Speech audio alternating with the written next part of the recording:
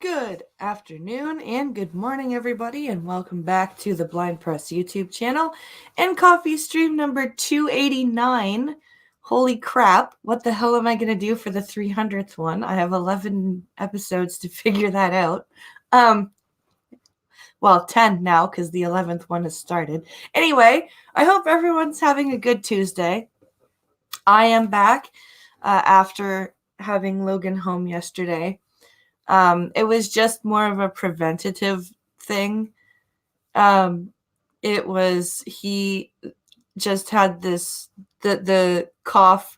Everything had gotten loosened up in his chest. And it was really, really bad yesterday. And we had a bad snowstorm on Sunday. And I just didn't want him coughing at all the kids at daycare and playing outside in the snow and all that. So I just kept him home yesterday, and it's a good thing I ended up postponing the stream till today because he fought his nap hard. He fought it for about an hour. I put him down at 12:30 and he fought it till 1:30. So yeah, it's a good thing. So glad you guys are all here. Let's see who's here so far. We have Duck Dog and Mr. Dax and Rolling Bear. Good to see you guys here. We've got just a bunch of silly news today. And when I say silly, I mean, well, just news that makes you go, what the fuck? Is this even actual news, or is this from like an Onion article? And I assure you that none of the news that I have today is from the Babylon Bee or the Onion. It is all from actual news sources, which is actually rather terrifying. Hello, Costin. Glad to have you here. And we have Nightbot. Hi, Nightbot. How are you? Says Mr. Dax. That's funny. Oh, my goodness. So, and for those of you keeping up with my Twitter feed, my obsessive checking of my email has paid off because my wedding dress has been shipped. So it is en route to me. Yay! So let's go over to the share screen button and start this news reading process, shall we? As Drunkle would say, shall we have some news? Share screen, please. Application window, yes. All right, here we go. And hopefully it will share properly. So we have this first story is about Greta. Retail Hell Week is over, enjoying a day off, says Irate, or says Grill and Pirate Pete. Yeah, that's true. And it's apparently Giving Tuesday, whatever the hell that means. So if you feel like giving, please consider going to streamlabs.com/blindpress or the GoFundMe link, both in the description and or dropped occasionally by Nightbot. Okay, let's find the headline here. So this is from November 30th, but it's still funny as hell. And it's within the week, so fuck it. So Greta snaps. Change everything. Climate crisis about colonial, racist, and patriarchal systems of oppression. Fossil fuel literally killing us. Oh boy.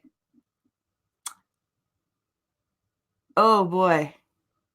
I am back from the dead, says Skeptalk. Glad to see you here, buddy. I can give someone the plague, he says. Oh, no thank you. No thank you. I've just gotten over the plague. I don't want it again. I'm I'm good. So here we go. This is from the Daily Wire. But it's still this is gonna be funny. So let's. Oh, where's the frickin'? Okay, so I'm gonna have to skip over the banner. Far-left climate extremist Greta Thunberg unloaded on the world in an opposite the editorial page published on Friday, claiming that fossil fuels are literally killing mankind, and that they are a threat to our very existence, as she said that her climate crisis agenda is not just about the environment, but about fighting the colonial, racist, and patriarchal systems of oppression. I wonder if I could find this opposite the editorial page.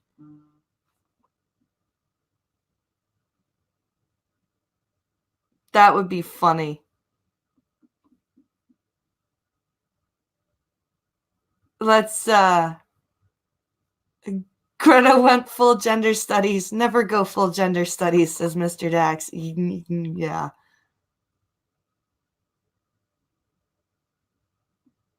Saw a cool post, says Grillin' Pirate Pete. Guy gives away a bunch of gift cards for local restaurants to homeless people. That way he knows how the money will be spent instead of it going to drugs. That's actually a really good idea.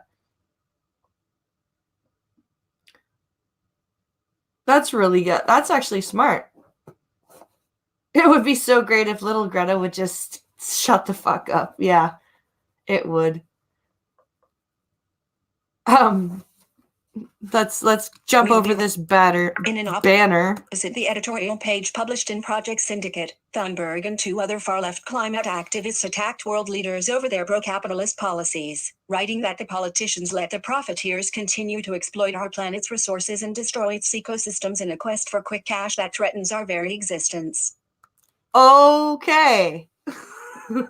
So you don't know how life works. Right. All right. You do know that even before the discovery of fossil fuel, every animal exploits of the planet's resources in some way or another. And I don't. What are you talking about? You insane little child.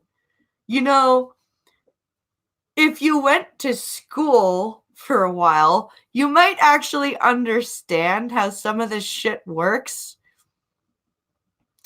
It's just a thought. I know you think it's all like awesome and stuff to have a school strike from climate or because of climate change, but really it's not helping you. It's hurting you, honey, because you're saying really, really stupid things. We'll be right back after a word from this banner. Continued link. 1J. Although she did not explicitly say it, Thunberg admitted that the Paris Climate Accord, which would have link cost the United States trillions of dollars and hundreds of thousands of jobs, has been an abject failure. Thunberg wrote, recent research shows that we are on track to produce 120% more fossil fuels in 2030 than would be consistent with the 1.5 degrees Celsius limit. The concentration of climate heating greenhouse gases in our atmosphere has reached a record high, with no sign of a slowdown. Even if countries fulfill their current emissions reduction pledges, we are headed for a 3.2 degrees Celsius increase. What sources? I've seen climate temperature increase studies, and I have seen 1 degree rise. I think 1.5 is the highest. I've seen 1.5 by 2100, I believe. Where is she getting this 3.2 from? Other than her ass. Like, where is she getting this from? It proves that she is not really protesting about climate change, but is really in support of a socialist agenda. Yep. What is it about modernity that produces crazy people like Greta and AOC? They wouldn't have existed in the 1950s. Yeah. It's not even a strike. She's taking a leap year. Yeah, that's true. I've seen a needle and it winked its eye. Oh boy. We'll be right back after fucking banners. Link, : In 2015, the Paris Climate Accord gave every country in the world the ability to set its own goals to combat the climate crisis. World leaders agreed to do their part towards stopping planet temperatures from rising more than 2 degrees Celsius, later updated to 1.5 degrees, above pre-industrial levels. Your current... Okay. We'll be right back after... Jesus even the Christ. left-leaning New York Times. Link, that the Paris Climate Accord link, admitted that the Paris Climate Accord has been a failure, reporting that even if every country did manage to fulfill its individual pledge, the world would still be on pace to heat up well in excess of 2 degrees Celsius, 3.6 degrees Fahrenheit, over pre-industrial levels, the threshold that world leaders vowed to stay well below in Paris because they deemed it unacceptably risky. But what? Why? After these messages, we'll be right back. I done seen most everything, but I ain't never seen an elephant fly. Oh my. And one hell of a leap year, speaking at the UN, traveling the world. Most people just travel a little or do work. Yeah. Yeah. Kept on Dayquil quoting Dumbo. You can't find content like this anywhere else. Oh, this is true. This is true. Thunberg said that her far-left activism has been about changing perceptions and shifting public opinion on climate change and getting school children to lead the way in raising awareness. You mean indoctrinating school children? Fossil fuels are literally choking the life from us, Thunberg continued. That action must be powerful and wide-ranging. After all, the climate crisis is not just about the environment. It is a crisis of human rights, of justice, and of political will. Colonial, racist, and patriarchal systems of oppression have created and fueled it. We need to dismantle them all. Our political leaders can no longer shirk their responsibilities. I am an anarchist. I am an antichrist. That's all I'm hearing. Fucking Sex Pistols. That's all I'm hearing.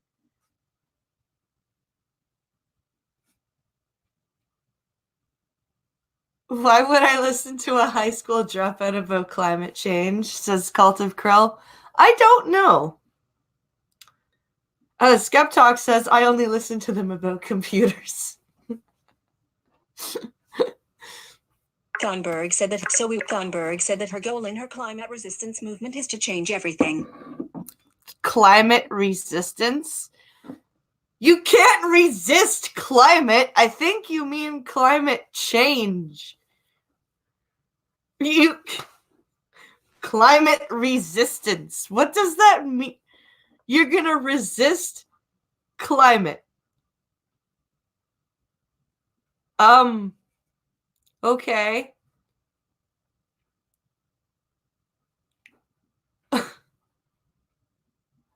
Yeah, let's see Greta try to dismantle the patriarchal systems in Saudi Arabia. Yeah. Or Africa, yeah. That what a go back to school. At least read. Could you at least read while you're gallivanting around the world? Could you do that at least? Like, and not a climate study, like actually maybe a history book or something.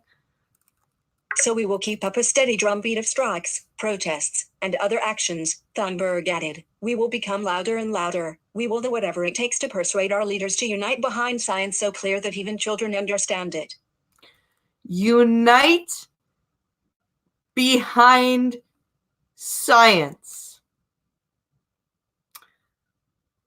You wouldn't know what science looked like if it hit you over the head with a 4-inch thick book. Shut up.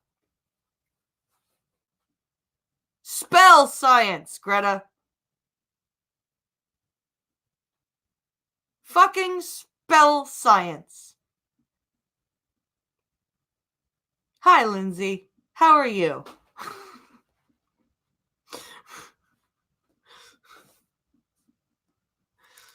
Fellow far-left activist David Hogg made similar extremist remarks on Twitter last week regarding the climate. Oh boy, David Hogg is getting in on the climate talk now. He's branched out from spewing highly inaccurate shit about guns to spewing highly inaccurate shit about the climate. Oh, good. Good. That's awesome. That's great. I could spell science standing on my head. I bet Greta can't do that, says Lindsay. No, I bet you she can't either. I bet you she can't spell science while standing properly. Link. Writing. In the next couple of years, the protests will become so big that cops won't be able to handle it and the National Guard/military will have to be called in. That's called a civil war, you idiot. Are you threatening a civil war?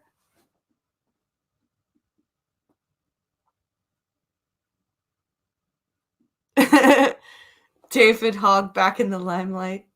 Maybe he'll stop returning his calls again. That's funny. Holy crap. Thunberg has a well-documented history of preaching climate radicalism on the world stage. She recently ranted at the United Nations in a speech that was praised by the political left and the media while condemned by many others.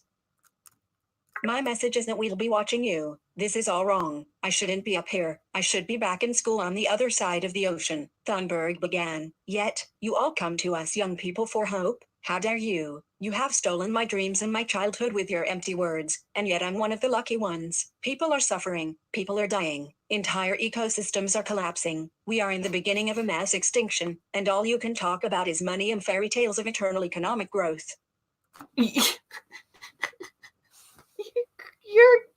You're insane. You're insane. You are absolutely insane. Go back to school. Just also, there's a fun little fact. The United States military can't operate inside the United States and cannot be used against civilians, only the National Guard. That's what it's for. Yeah, well, David Hogg is a dumbass, so he doesn't know that. Link. Related. So I think that's the end of this article, please God. Yes, it is. Okay. So here we go. We're moving on to Ontario here to see to learn about a bill.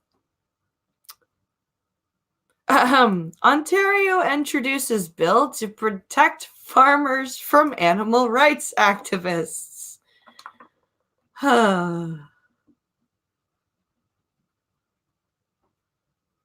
If Greta's speech is not proof of a virtue signaling circle jerk between globalists, you're not paying attention, says cynical Lindsay. Yep.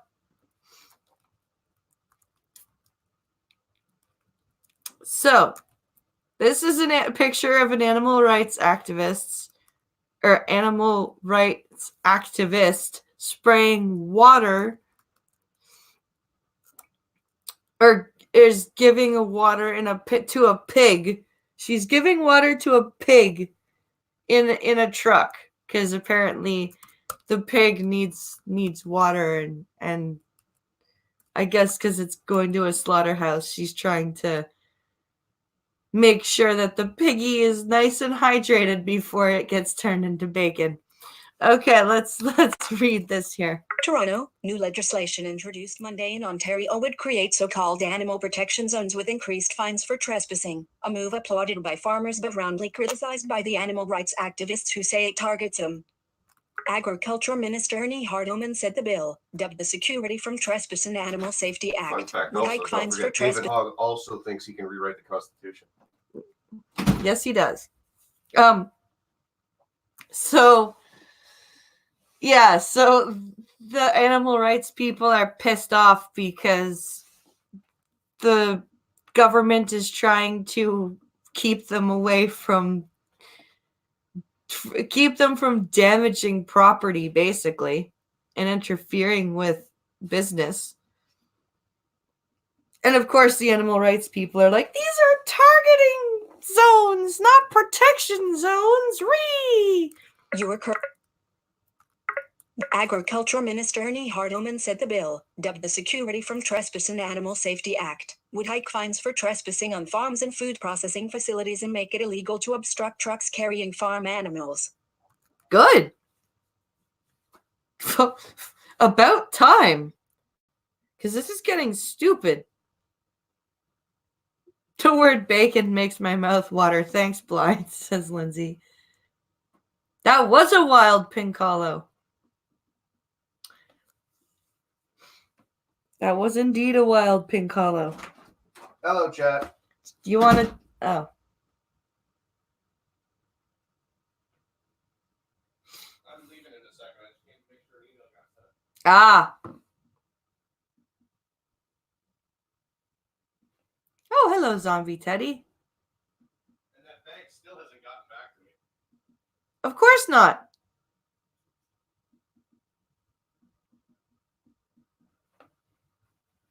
So, oh yeah, guys.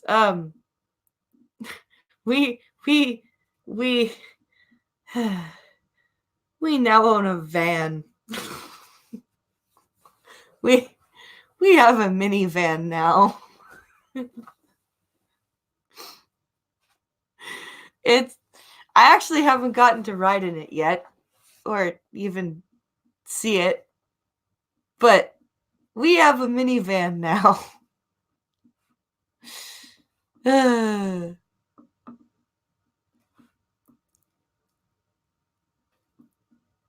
Let's see. What is Zombie Teddy saying here? Van life for Pinky and the Blind. Hell no! Tell me it's down by the river. No van life. We are not living in a van.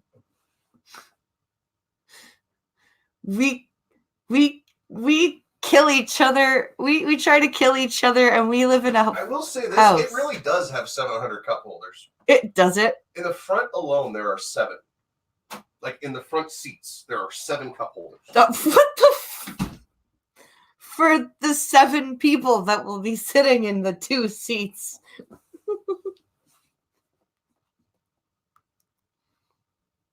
Just playing, says Zombie Teddy. I know. Oh, sweet fuck, Andy Raceworski is back. Oh, God. Oh, no.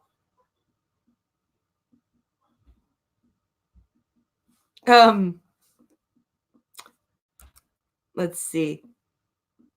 So, let's read more about this bill. The legislation comes after livestock producers pressed the government to take action to prosecute those who trespass on their properties and demonstrated processing plants. Yeah, because they damage shit. There are several minivans I wouldn't mind owning, says Duck Dog. Yeah, this one's a Dodge Grand Caravan, I think, is what it's called. Yeah, I haven't, like I said, I haven't gotten to go for a ride in it yet because Pink Hollow just got it last night. So Now I want a BLT, says Lindsay. So do I. Pincalo says it has the same console setup as Cruising in USA. Or Cruising USA. Yeah, Cruising USA. FSK Ontario farmers and agriculture workers deserve to be able to carry out the important work they do without fear for their safety, Hardeman said. These are the people who produce the food we eat every day, and I've reflected on their experiences and concerns when drafting this proposed bill.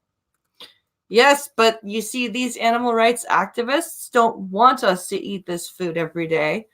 They want us to eat soy and bugs and let's see what else. Just tons of vegetables and yeah, crazy people. Under the legislation, fines for trespassing would be set at a maximum of $15,000 for a first offense and up to $25,000 for subsequent offenses, compared to current maximum trespassing fines of $10,000. Nice. The bill would also allow a court to order restitution for any injury, loss, or damage caused as a result of an offense. Good. Good. I agree with this bill. I hope it gets passed. Because right now it says it's been introduced, which means it's put before the legislature. So I hope that it's actually passed. This is a good bill. The proposed law would also increase protection for farmers against civil liability from people who are hurt while trespassing on their property. Oh God, that's stupid. Protesters can fucking sue a farmer for getting hurt. That's stupid. Rabbit food and soylent greens. Yep, that's exactly what they want us to eat. Hardeman said the proposed law would help ensure the biosecurity of the province's food supply while also striking a balance which ensures the right to protest. Yep. People have a right to participate in legal protests, but this does not include trespassing on farms and agriculture businesses or interfering with livestock and transport, he said. No, it doesn't. There's a big difference between a peaceful protest with a permit and trespassing on someone's private property. Ontario Federation of Agriculture spokesman Keith Curry said the farming community has been dealing with aggressive protests for years, and action was needed. As farmers, we respect the right of people to protest. However, when it encroaches on private property, endangering the safety of families and farmers, something needs to be done, he said. Yep. Yeah, absolutely. Because you all know, animal rights activists can get crazy. Let's see. The executive director of animal protection group Animal Justice, however, said the legislation is utterly chilling and would restrict free speech if it becomes law. How? You are correct. How would it restrict free speech? We can't go and fuck things up for the farmers and stop them from producing things. So now that means we don't have the right to free speech. So just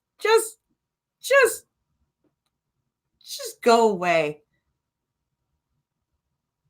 Just go far away, please. Let's see. You know the animal fucking retards. I mean, animal rights activists are gonna scream, "My free speech," says Lindsay, and then she says, "Called it, haha." Yep, you sure did. Heading level 2, related story. So that's that funny and good. Oh, there's more. Camille Lapchuk said the bill would also make it illegal to gain access to a farm or a processing plant under false pretenses. That would mean animal rights groups could not expose cases of abuse by using whistleblowers. How? A whistleblower doesn't mean an undercover agent. A whistleblower means an insider. So if you've got a plant worker who's not happy with what's going on and they go to an outside source, that's not breaking this law. You're just mad because you can't put unrelated people inside a plant. Like, pretending to be a fucking police sting operation or something. I like.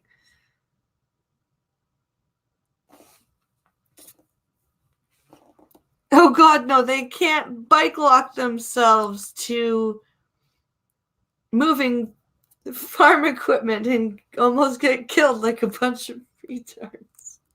For someone who gets a job and doesn't disclose membership in an animal rights group, that could be an offense potentially punishable by huge fines, she said.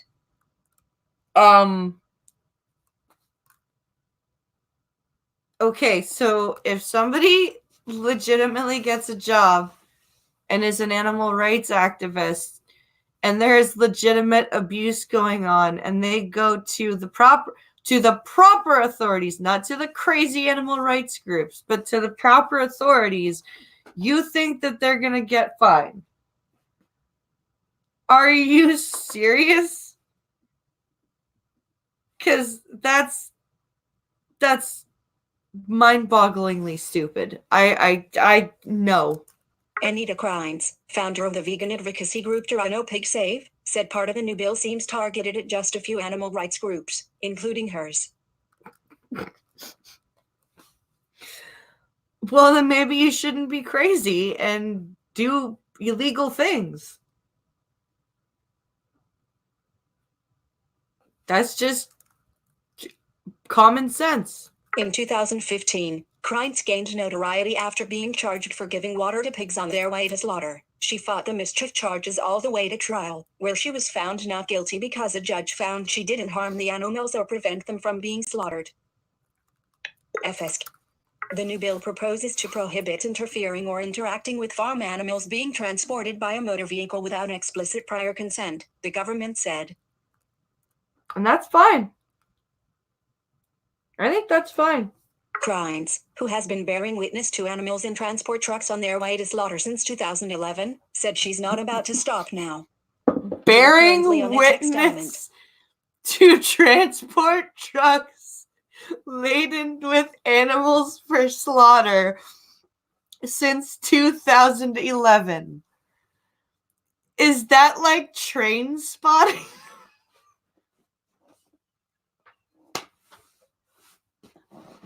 Is that like bird watching? But for animal rights activists? Oh, look! There's one truck and it has cattle on it. I gotta mark it down in my book. Oh, look! Here's another truck coming with chickens. That's one for the book, too. Bearing witness. Oh my God. Okay. All right. Bearing witness is about interacting and not looking away and looking into the faces of pigs, cows, and chickens that are about to go to slaughter, Crines said.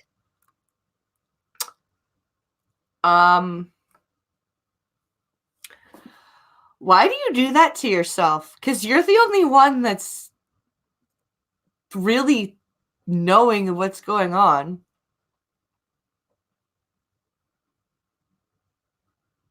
Interacting with farm animals.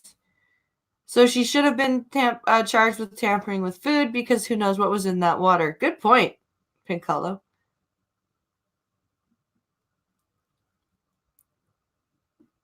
Let's see. Blind. This is weird. What is wrong with people? Says Skeptalk.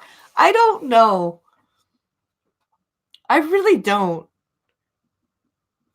I really don't know what's wrong with people. I got asked if Logan was mine yesterday. I when I took Alex to school, I had Logan on my back.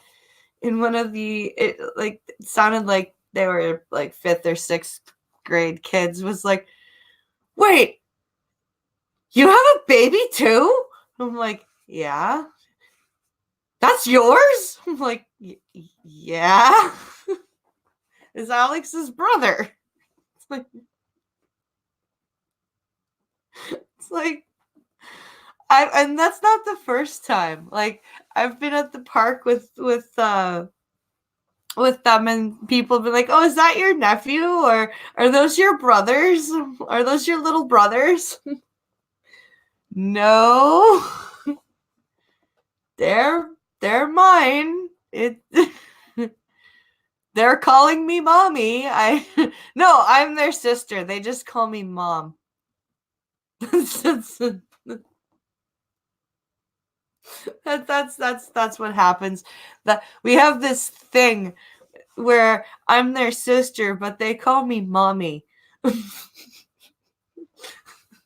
It's this really long, drawn out game of house.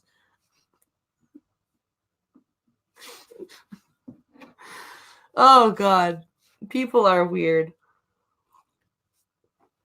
And see, hearkening back to the blind reaction stream on Saturday, that is one of those questions that you actually shouldn't ask a blind person if their children are theirs. That is a question that I would consider not or a valid don't ask a blind person question. We'll continue to bear witness, stop trucks and give water to thirsty pigs, caress them and tell their story. We're gonna pet the piggies and give them water on the way to slaughter. Okay. So you're gonna continue to break the law. Awesome. Last week, Alberta introduced similar legislation, proposing to increase trespassing fines and send repeat offenders to jail for up to 6 months. Good. Alberta Premier Jason Kenney has said free speech must be protected, but when protesters trespass, create mischief and pose potential biohazards, the government must act. He's not wrong. There is a big difference between freedom of speech and like I said, a peaceful protest and trespassing on private property. When you harass people who are simply going about their jobs legally, none of that constitutes a legal and legitimate protest, Kenney said. All of that constitutes trespass and harassment. Yep. With files from Liam Case. So that is that article, and I do actually sincerely hope that this legislation passes. That would be awesome. So under the category of things that make me or make women sound annoying, we have this article. If I can find the headline. Headline: My hands are itchy. Edmonton woman is allergic to cold temperatures. Then why do you live in Edmonton?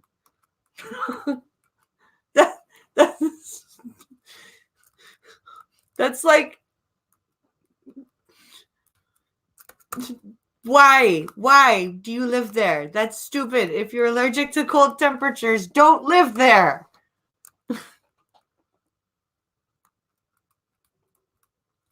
Okay, come on.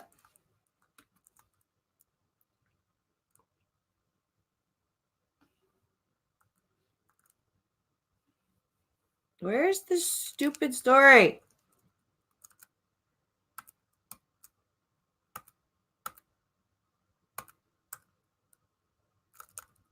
Ugh. I have lost my position. Okay.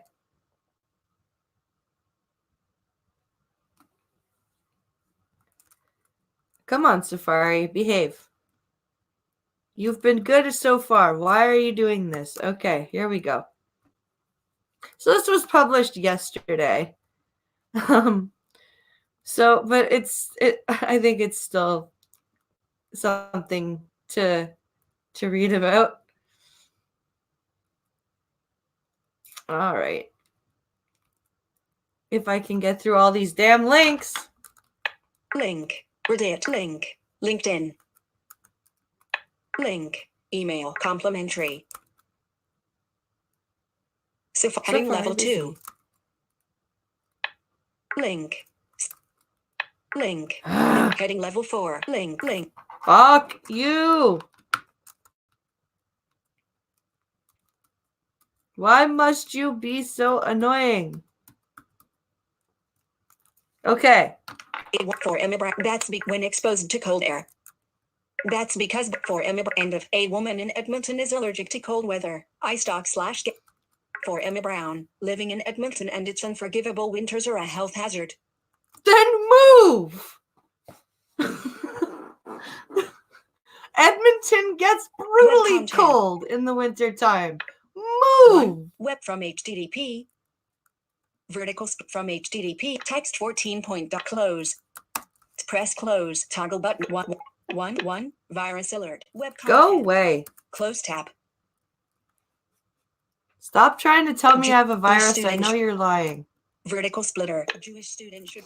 So I guess we can't read that article because it's being a.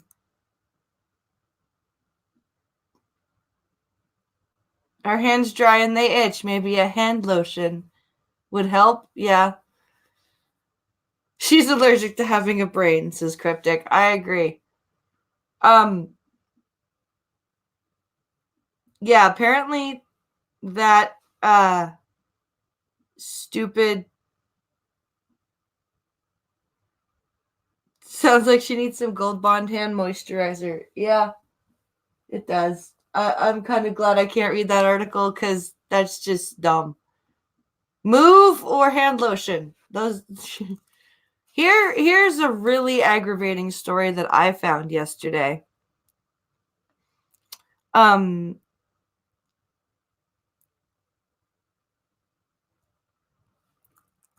is the stupid? Am I gonna get a paywall? I better not.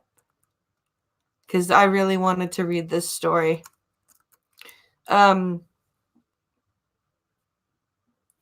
There is there's a story about McGill University, which was is supposed to be a very prestigious university. And they've got some pretty stupid opinions on a topic that they really shouldn't be having that opinion on. So we're gonna quickly jump. Oh God, it's put me into the comments. Fuck. I don't want to be in the comments. I want to be in the story. So let me come at it from this side. Okay. Oh, stop. So this headline says, Jewish student should resign if traveling to Israel, says student government. Students' Society of McGill University calls on board member to resign if she participates in Free Hillel trip. Holy fuck. Wow. Okay. So here we have a picture of the McGill University campus to headline the article. I'm about to get pretty angry, I think, and so get ready. Here we go. Third-party ad calls have been made for a Jewish student leader at Link, McGill University, to resign from her position in the student government for accepting an invitation to travel to Israel and the Palestinian territories with Hillel, the Foundation for Jewish Campus Life. So this the Society for the Jewish Campus Life people invited her to Israel, and if she goes, people want her to resign. Now she's Jewish.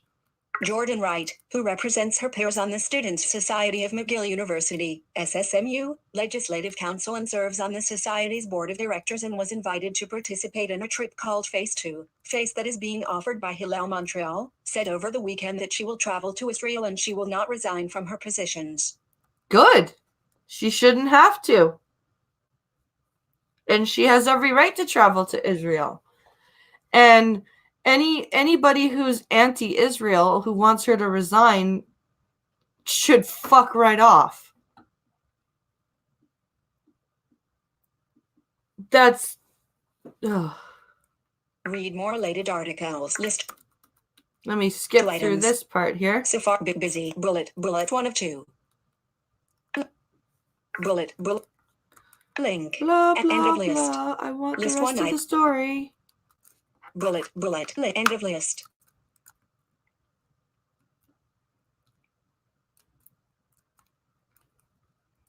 Okay. She took to Facebook to share her shock and outrage about the actions taken by some members of the SSMU during a meeting last Thursday night. As a Jew, my connection to Israel is a core aspect of my identity, and I hoped that this trip would help me to experience Israel through a new lens, Wright wrote. You are currently so busy. Come on. Come on. The trip is set to leave for Israel at the end of December. Wright made it clear that the trip entails visits to Israel and the Palestinian territories to meet with politicians, journalists, and locals from all sides to better understand a very nuanced geopolitical conflict. You mean doing something called seeing or learning every side of the story like you should do? Oh my God. How dare she? How very dare she? She then explained on Facebook that as a result of her decision to participate on the trip, the SSMU Legislative Council voted to call for my resignation from my positions in student government. The SSMU presidents personally singled me out and actively encouraged others to attack me, she added, highlighting that only she was targeted, despite the fact that another non-Jewish counselor is joining her on the trip. Interesting. Heading level 3, visited, link. Visited. I am outraged at last week, right? Last week, I am outraged and disgusted, but not surprised, she said. This is not the first time that Jewish students at McGill have been bullied out of student government. Which is kind of surprising for me because there's a huge Jewish population in Montreal.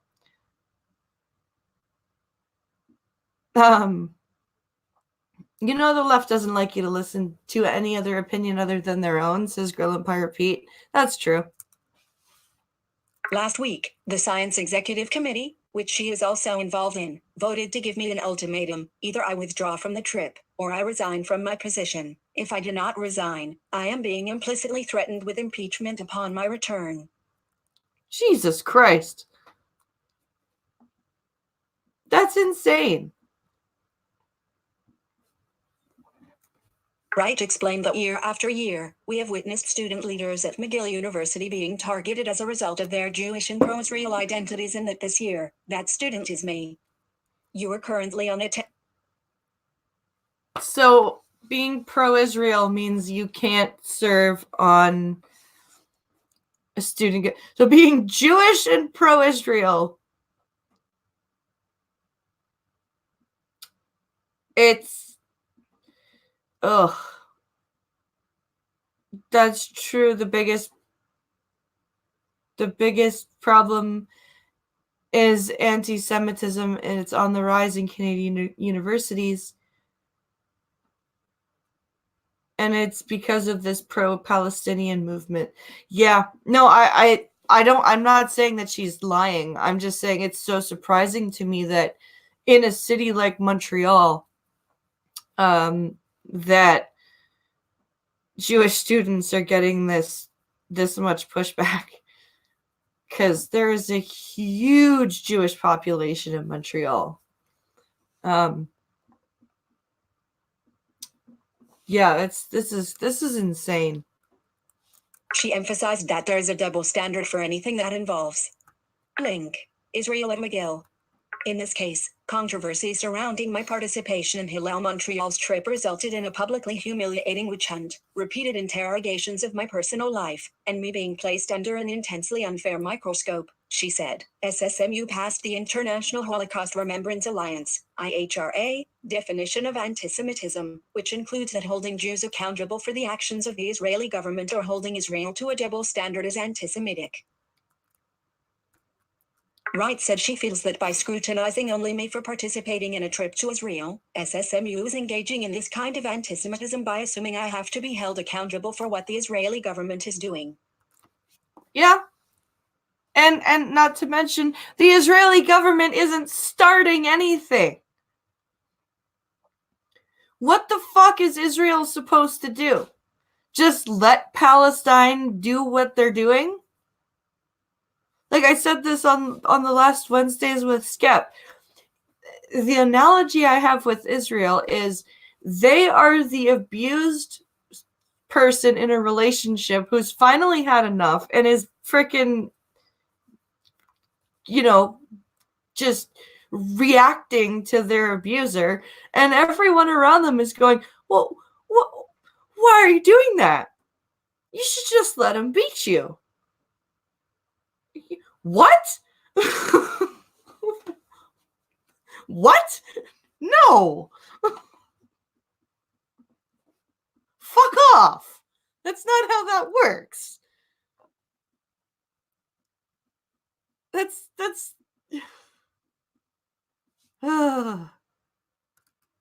Ending her post, she reiterated, "I will not resign." Nor should she. In a video of the hours-long heated debate, which was posted onto YouTube, members of the SSMU Legislative Council openly targeted Wright by name several times while discussing the matter. They discussed a motion called Free Trip Offers for Student Leaders. SSMU President Brian Burrigo made several amendments that targeted Wright, and only briefly mentioned the other student leaders' attendance of the trip. Wow. And there's video of that. Holy crap. One of the main points discussed included whether or not it was a conflict of interest for her to attend the trip, which later led to a debate on whether Wright would still be able to serve on the SSMU should she go on the trip. And what you guys are doing isn't a conflict of... Oh, Jesus Christ. No motion for the second student to resign or be voted out was put forward if he goes on the trip as well. The SSMU president, among others, named Wright during the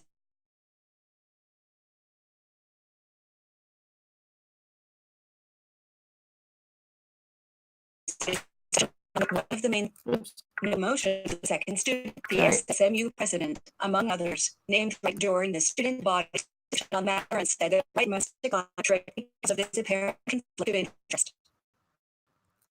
Oh, come on, StreamYard. Don't robot like that.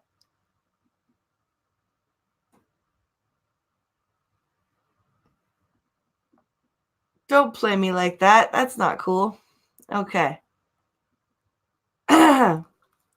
7 hours into the meeting, the discussion on the matter went on to say that in the event that the director, Wright, does not decline the offer for the aforementioned trip to Israel, the board of directors resolves to vote on the removal of the director by reason of impropriety and delinquency of... So busy. Wait, of delinquency of duty? 7 hours in... Seriously? And this was like a 7-hour meeting. This is insane. Why is this being allowed? The student government further resolved that Wright would be questioned on whether or not she had gone on the trip during this first meeting of 2020. Wow. This is fucking disgusting. And this is happening in a Canadian university. In a university that used to be very prestigious and used to be one that everybody who was applying to a university would want to try for. This is... Ugh. Burger claimed that the way in which the counselors were invited was the concern, specifically claiming that they were recruited because of their positions. Yeah, sure. Sure. It seems to me to be improper and an apparent conflict of interest in the strict definition of the policy that it cannot be ascertained that these individuals and this individual in the case of Counselor Wright could have reasonably received this trip were it not for her position, he said, noting he believed attending showed a lack of integrity in our student leaders, in the people going on this trip. A lack of integrity.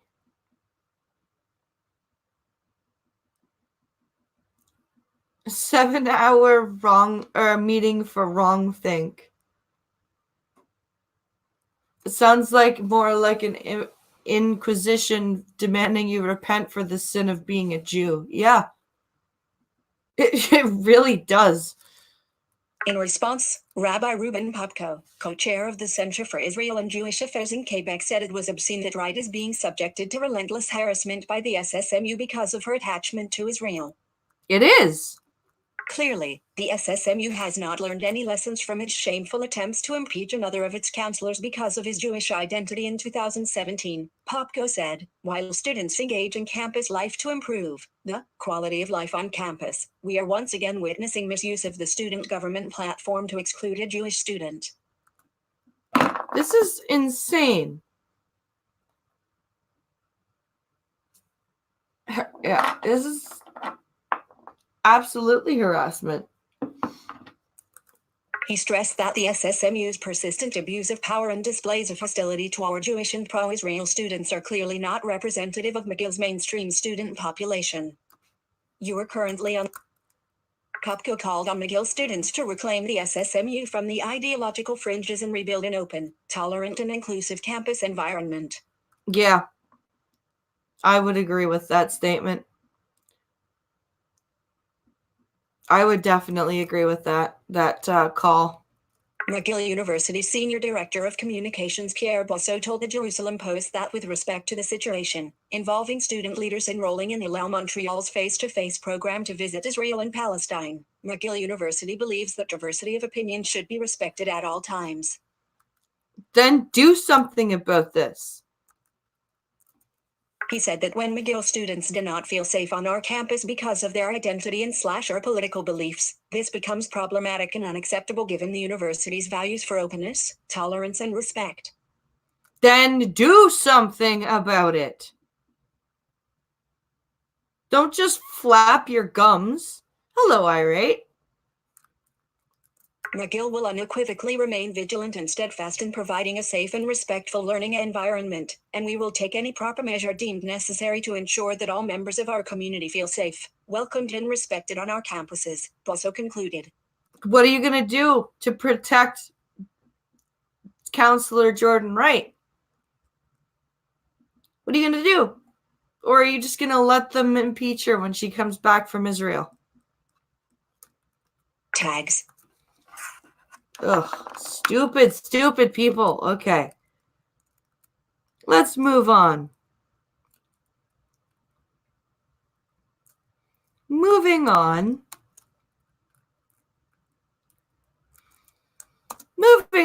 to something incredibly disappointing.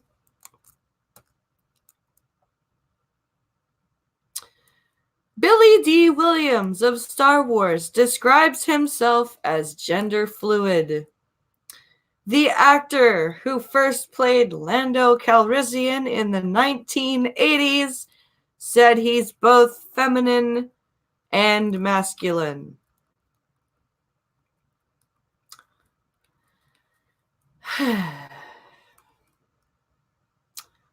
Of course.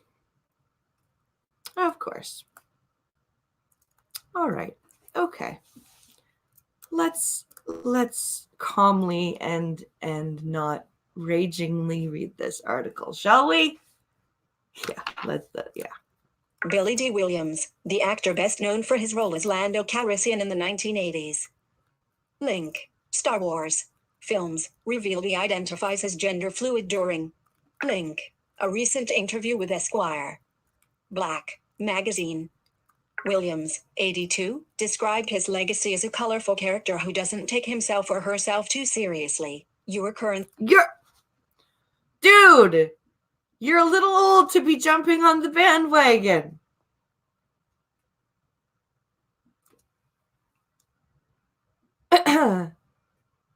Lando would take that D. Yeah. You mean the D from Friday night's cream stream, I right?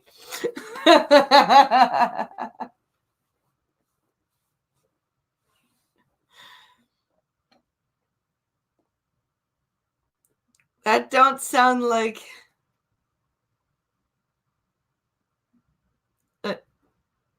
I knew he was a flamer. Having some traits from the masculine and feminine columns is normal. Yep. Lando got woke, says Zombie Teddy. He sure did. 82, senile, says Grillin' Pirate Pete. Yep. Yes! Yeah, he'd take the dick from Friday night's cream stream.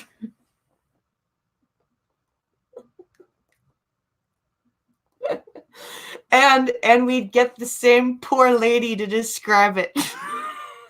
She was so uncomfortable. That was amazing. Chad, yep. Chad's dick. Linda would take Chad's dick. Oh, God.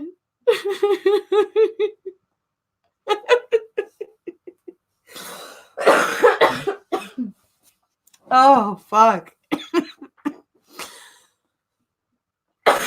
That was a good stream. I never tried to be anything except myself, Williams told Esquire in an interview that published Tuesday. Advertising. You are currently on a textile link. In read and you see I say him link. In read invented by Ted's. And you see I say himself and herself, because I also see myself as feminine as well as masculine. He added, I'm a very soft person. I'm not afraid to show that side of myself.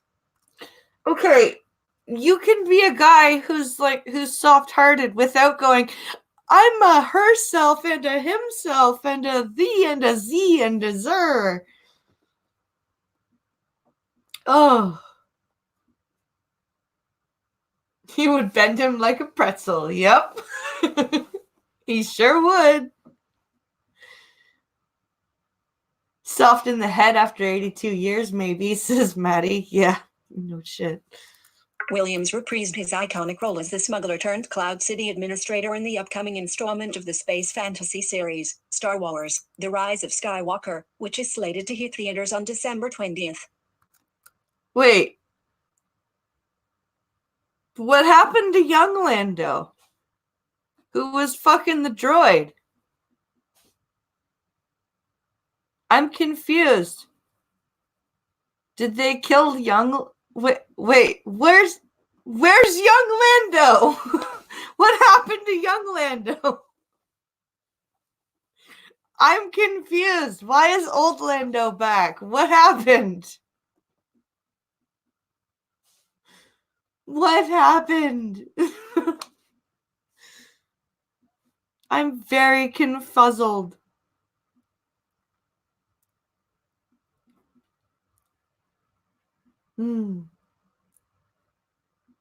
Oh boy. Link. Joseph Goward. Link. Joseph Goward. So that's the end of that story, I think.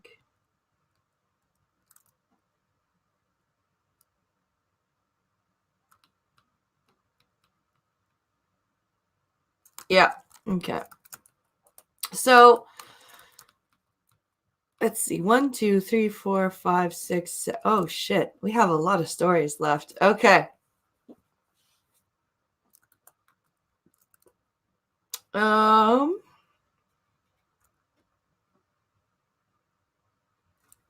Let's do this one. Cuz I'm in a silly mood today.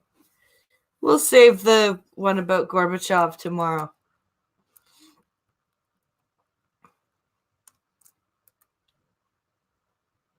All right, let's see here. Oh, my damn throat still hurts.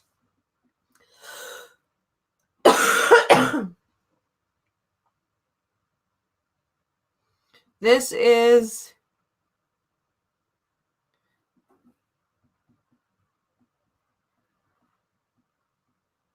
this is after the fall. Oh, this is after the fall of the Jedi and Luke's attempt at a new Jedi Academy. Ah. I present myself very feminine sometimes. It's just how I am. However, I know myself to be male. Yeah, you don't walk around going, I'm her and him. Okay, so this says, stop it.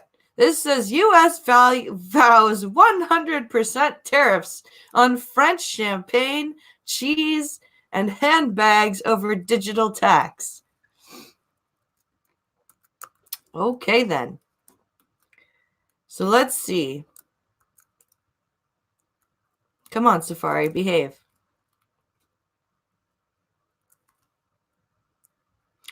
So this is a Reuters article. Okay, here we go.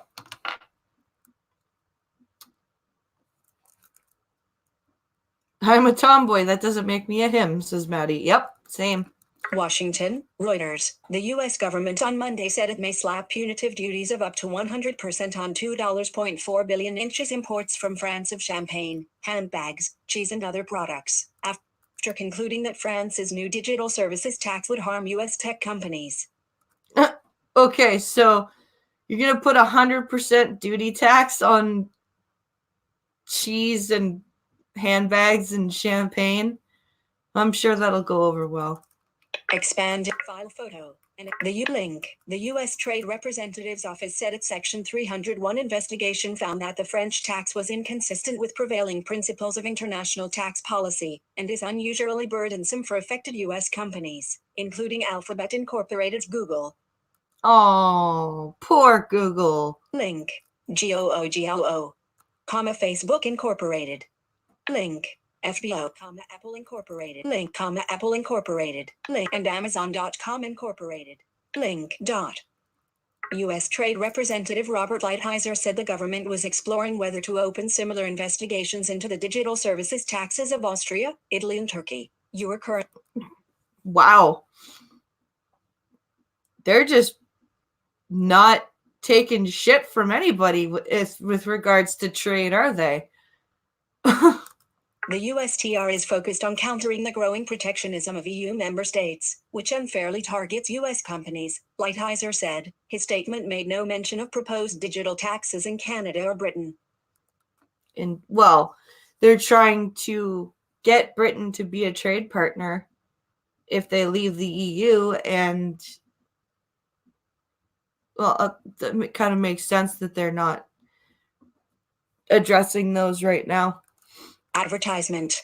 It did not specify. The U.S. Trade Agency said it would collect public comments through January 14th on its proposed tariff list, as well as the option of imposing fees or restrictions on French services, with a public hearing scheduled for January 7th. Okay. It did not specify an effective date for the proposed 100% duties. It's probably because it's not sure it wants to do that.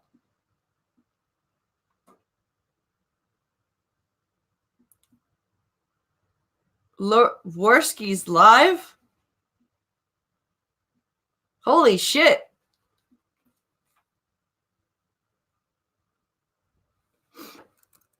Heading Level 3, Champagne, Rouge. The list targets some products that were spared from 25% tariffs imposed by the United States over disputed European Union aircraft subsidies, including sparkling wines, handbags, and makeup preparations, products that would hit French luxury goods giant LVMH. Link. LVMH PA, and cosmetics maker L'Oreal. Ah. Okay.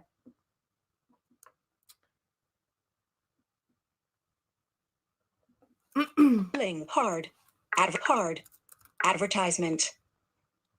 So busy. FSK_frame_ Gruyere cheese. Also. Gruyere cheese. Also spared from the USTR aircraft tariffs levied in October, featured prominently in the list of French products targeted for 100% duties, along with numerous other cheeses. Oh, it's a good thing I'm in Canada where Quebec has its own cheese producing things. I wonder what Worski is talking about. Actually, no, I don't. I really don't wonder. The findings won favor from U.S. lawmakers and U.S. tech industry groups, who have long argued that the tax unfairly targets U.S. firms. Well, it seems to.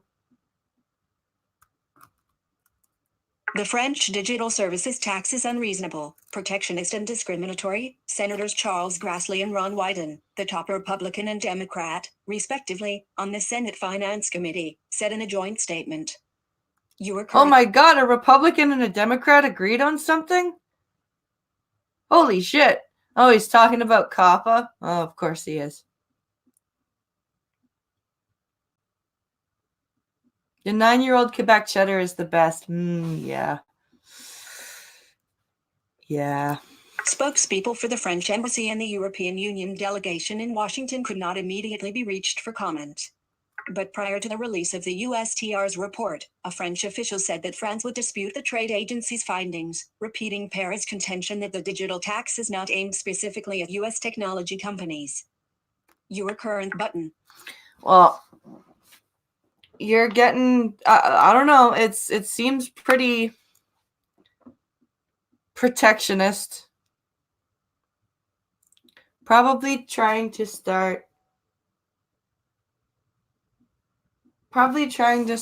some, wait. Or probably trying to start or tap into drama again or falsely report other channels. Well, I can only hope that he's pulled his head out of his butt about that, but, you know. Let's see.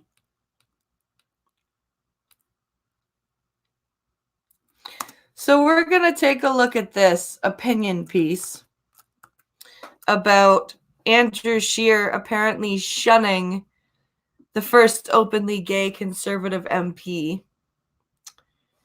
So let's see what this person says Andrew Scheer did. And the opinion piece is done by a guy named Bonakowski, and it says, Scheer shuns first Conservative Party's openly gay MP. So let's see what he did to shun this man.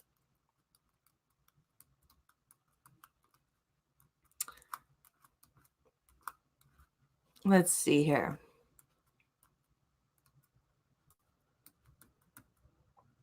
Oh my goodness. So many links and headings. So this guy, Eric Duncan, is, I guess, who they say Andrew Scheer has shunned.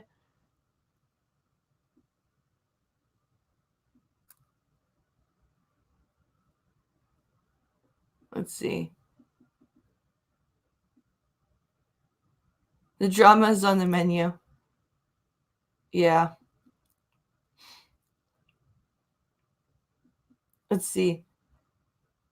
Just go sit in because they slept together once.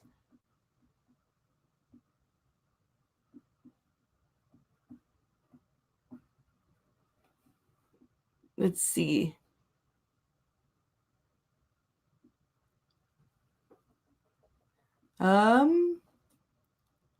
He wouldn't swallow. Let's see. Let's see what the opinion is here. Perhaps it would be best to await former Harper Cabinet Minister John Bair's external review of what went wrong in the Conservatives' election campaign before the stoning of Andrew Scheer continues in earnest. But, Jay-Z is he ever going to stop his self-harming? What are you talking? Okay. Will a light bulb ever go off in his head? In announcing the 50 MPs in his shadow cabinet last week, Scheer had a perfect chance to somewhat mute the cries of the LGBTQ community for his negative personal views on same-sex marriage. Your current... Okay, I haven't seen any actual gay people bitching about Scheer's views. I've seen a lot of straight people getting mad that he wouldn't go march in parades. And that he has said that he doesn't personally agree with gay marriage, but that he wouldn't change any of the laws. Like, there's a lot of straight people that are really pissed off about that. But I really don't see where, like, I haven't heard any gay people going, oh, Scheer hates us.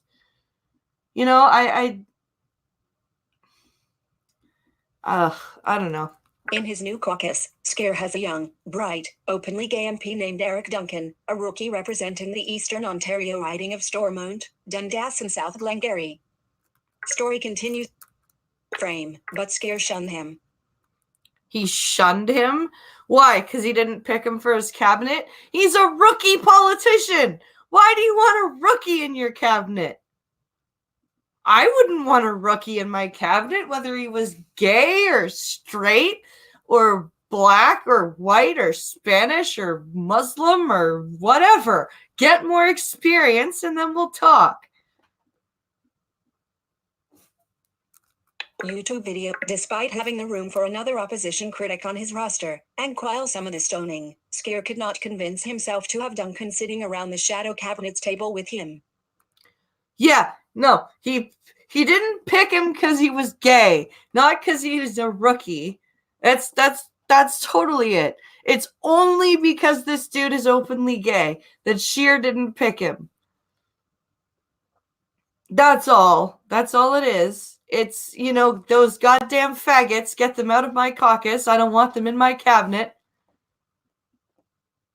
Oh, fuck off. Instead, Duncan was relegated to the anonymity of the backbenches. He's new. He knows nothing of politics. He does not deserve to be in a shadow cabinet. He has no experience. What is wrong with you people? Holy shit.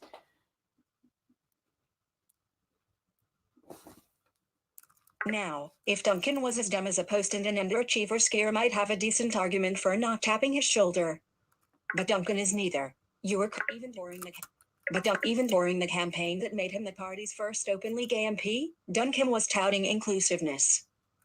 We're ready to go for the election and I wouldn't be running if I had any inkling whatsoever that I wasn't welcomed or my sexual orientation wasn't welcome in the Conservative Party, he said. You are currently... Well, there you go! He's even saying he feels welcomed. So why are you saying he's been shunned? What the fuck? Why? Why must we virtue signal to the point where we're now doing fucking hand gestures for the road signals? Oh my god. Define welcome. For many local Conservatives, Duncan had been heir apparent to retiring Tory MP Guy Lawson for quite some time. He worked for the veteran MP as his executive assistant and chief of staff for 9 years, even while serving as a councillor and then mayor in North Dundas. You are currently on but no shadow cabinet post.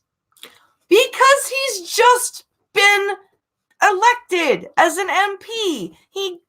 So what? He worked for an MP. You can work for somebody and not understand the ins and outs of the job.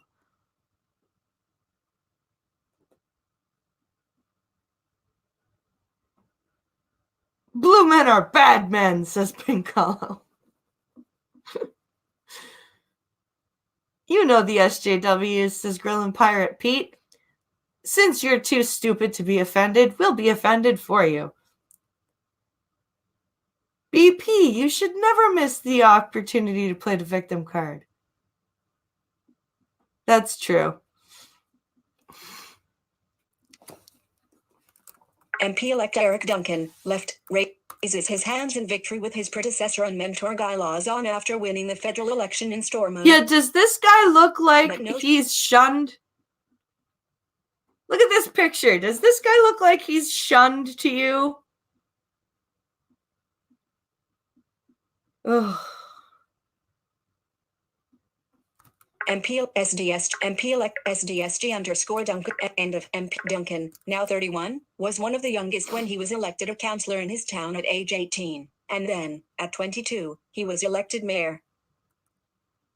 That's nice.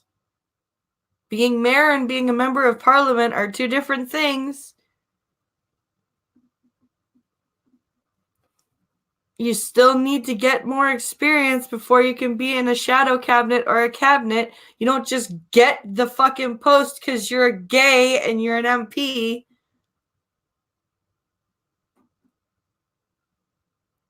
Hey, I take it up the ass. Oh, good for you. Would you like a cabinet post? That's not how it works.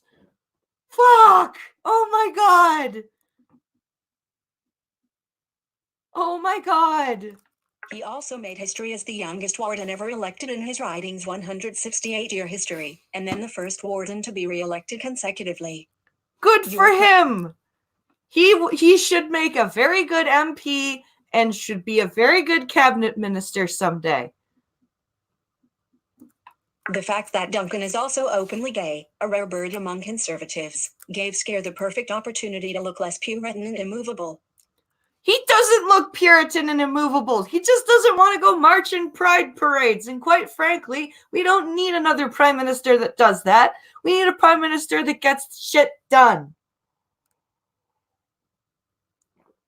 So, again, what is the problem here? But he blew it.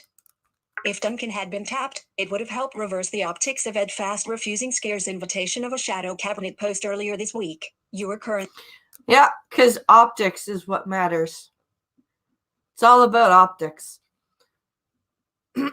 Once a solid member of Stephen Harper's conservative government, Fast turned the post down over a lack of confidence in Scare's leadership. Okay. Related links. I can't do this anymore. There's more to this article, but I can't read anymore. I'm too mad. So we're gonna do our sciencey article. We had two, but my voice is gonna give out, and we've got 10 minutes to go. So we're gonna read about inbreeding.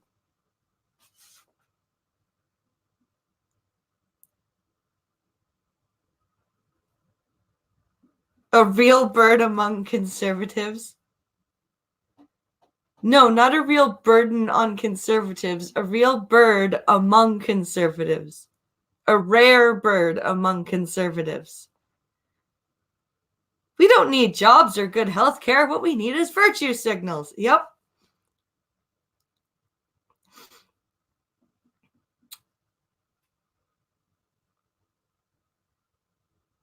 Well, I'm sure there are some cabinet members that have received their political position due to a sexual position. That's true. Cool inbreeding. What's going on in Kentucky? So this says, inbreeding behind facial deformity in one of history's largest royal dynasties. Don't get married with your sister or your mother, warns one of the authors of the study of the Habsburg jaw. Oh. The Habsburgs.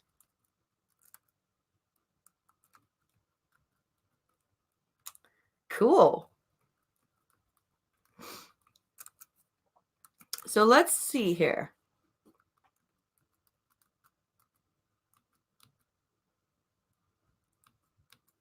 Let's go through all these links.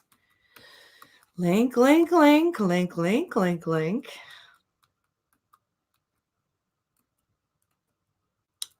All right, here we go.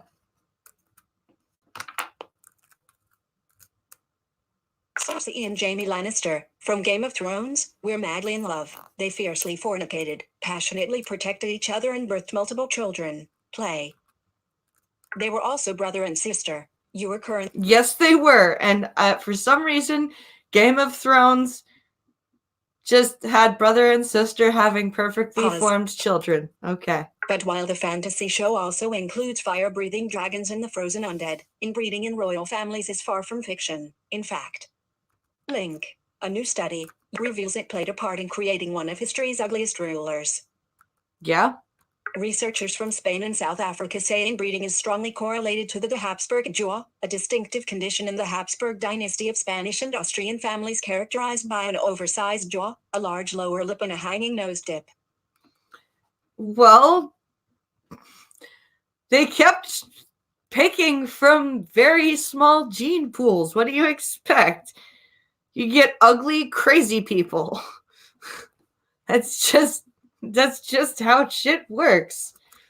The researchers define inbreeding as having children with anyone closer than a second cousin. Yeah. Story continues below. Frame. King Charles II of Spain was the last descendant of the Habsburg dynasty in a bloodline full of incest. Wikimedia Commons figure. Web. King Charles. End of King. The team looked at historical portraits of royal families, focusing on the Habsburg dynasty. King Charles II of Spain was the bloodline's final descendant and one of the most afflicted. The study says his distinct feature and inability to produce an heir show how inbreeding and incest impact genetics. Oh, he couldn't even produce. I didn't know that. I didn't know he couldn't produce an heir. But it makes sense. If you're the product of inbreeding to the point where you can't, it's a good thing. It's nature saying, nope, this gene pool is done. Thank you. Researchers recruited 10 maxillofacial surgeons to look at portraits of the family and rate them on the severity of 18 dysmorphic features. Each family member received a score for the prominence of their features. Then, using those scores in genetic analysis, the research team calculated an inbreeding coefficient to determine the role incest played in creating the facial features. The scores were also adjusted by sex since men of the Habsburg family were more severely affected by the Habsburg jaw than women. Really? I wonder why. It's almost like it's a failsafe, says Green Badger. Yep. Yep, inbreeding will cause infertility. Yep, Zombie Teddy, you're absolutely right. And this study was the first to show the infamous chin was strongly correlated to a bloodline brimming with kissing cousins and spit-swapping siblings. Ugh. Don't get married with your sister or your mother, says Francisco Ceballos, one of the study's authors in a phone interview with the National Post. Huge amounts of inbreeding is going to be bad and you're going to be ugly as FCK like Charles II. Yeah, yes. Only being ugly is the problem with fucking around with your sister or your mother. That's it. You don't want to worry about the morality of it.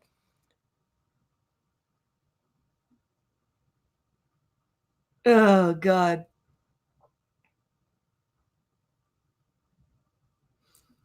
Okay, so far I have not heard anything new. What new thinking from this study? Yeah.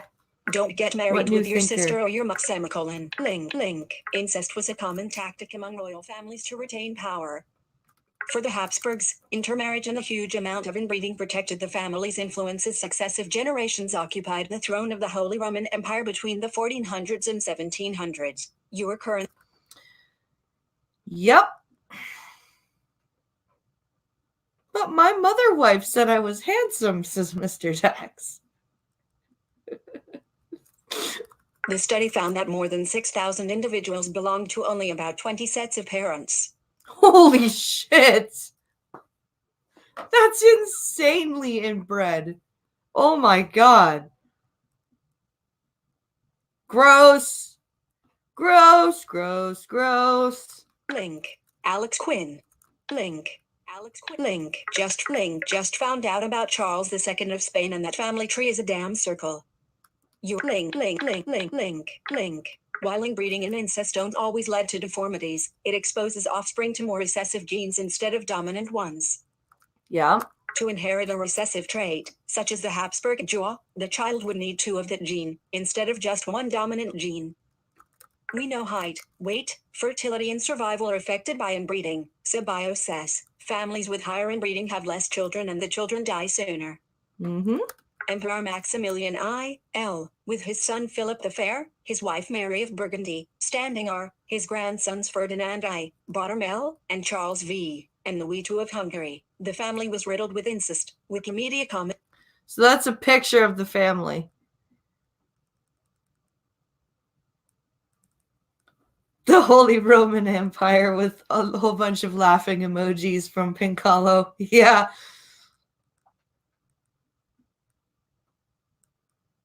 Incest is the best when you keep it in the family. Web.net reses image.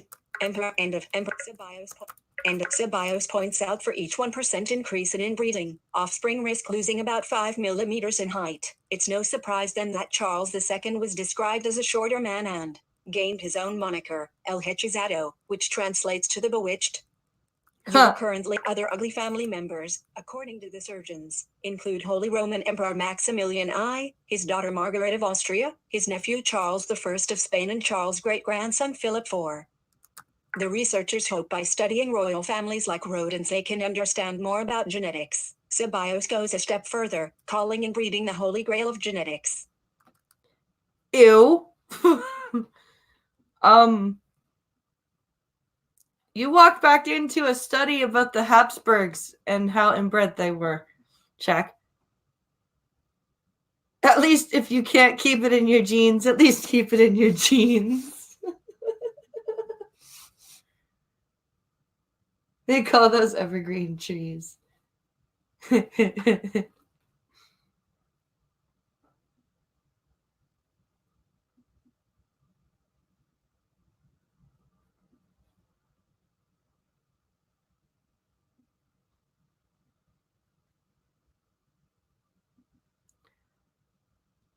Read that again. Read what again?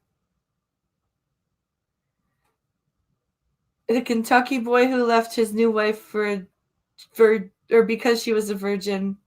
If she isn't good enough, if she ain't good enough for her family, she isn't good enough for ours. Oh, Grill and Pirate Pete.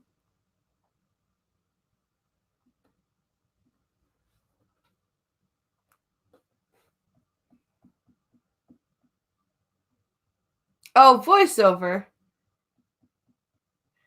You're supposed to read that as ramen, not Roman. You suck.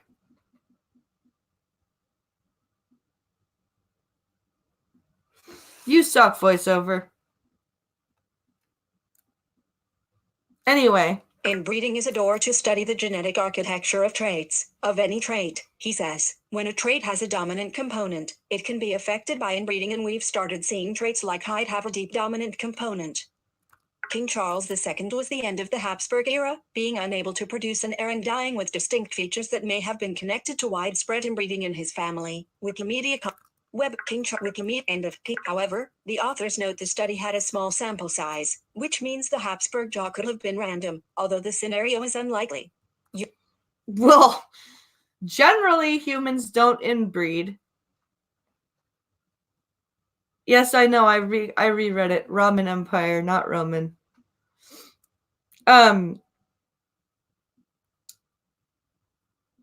Yeah, I don't think you're going to get a very large sample size because generally animals try not to inbreed. Researchers have also looked at other dynasties, including Britain's royal family. For example, Egypt's King Tutankhamun is another ruler who was born and plagued by incest. The team is set to publish those findings soon. So, yeah, don't screw your family members. Look outside the family for your partner. That's the lesson for today, I guess. that is what we should learn. Don't fuck your family. That is the lesson to end today's stream. Don't fuck your family. As if we needed to be told that. Or wear a condom when screwing family. I suppose. I would just go with don't fuck your family, but you could just wear a condom. I mean, if you really feel that you must, you could just wear a condom. But I would advocate against the fucking of family members.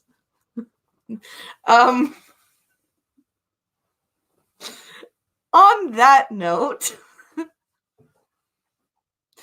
I would like to thank everybody for watching.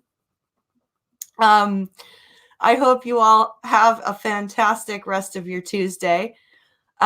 Please, if you are awake tonight, tune in to Minions of the Zoo at 11:30 p.m. Eastern, 10:30 p.m. Central. Skep Talk is going to attempt to do a show for about an hour. He's recovering from the plague, so come and watch us. And if he's up to it, tomorrow will be Wednesdays with Skep. But that is still up in the air. We'll see. I don't want him to push himself, so we will wait and see. I do not have a guest yet for Friday. I'm still looking. But this Saturday is Mr. Dax's, or not Mr. Dax, Dax Orion's picks for Deep Space Nine, and they are the House of Quark, Looking for Parmac in All the Wrong Places, and Hard Time.